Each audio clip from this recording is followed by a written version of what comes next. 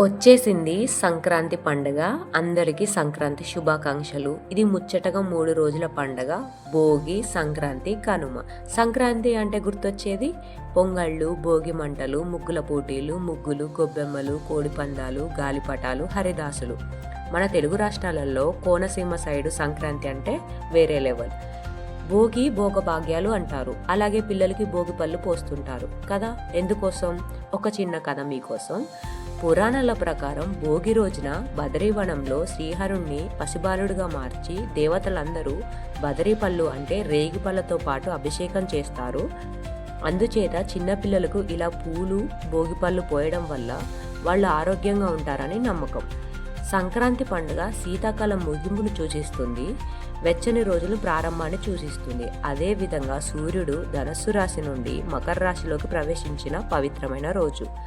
పంట పూర్తయి రైతులందరూ తమ ఆనందాన్ని పంచుకుంటారు. అదేవిధంగా పశువులకు కృతజ్ఞతగా ఆహారాలను సమర్పించుకుంటారు. పెద్దలకు కూడా సమర్పించుకుంటారు. కుటుంబం అంతా కలిసి ఈ పండుగని సంబరంగా జరుపుకుంటారు. పండగ అనగానే పల్లె బాట పట్టిన ప్రతి ఒక్కరూ మళ్ళీ తిరిగి పిండి వంటలతో పాటు సంవత్సరానికి సరిపడ సంతోషాన్ని తమతో పాటు తీసుకొని అందరూ మళ్ళీ పట్నం బాట పడుతుంటారు. మరొకసారి అందరికీ సంక్రాంతి శుభాకాంక్షలు.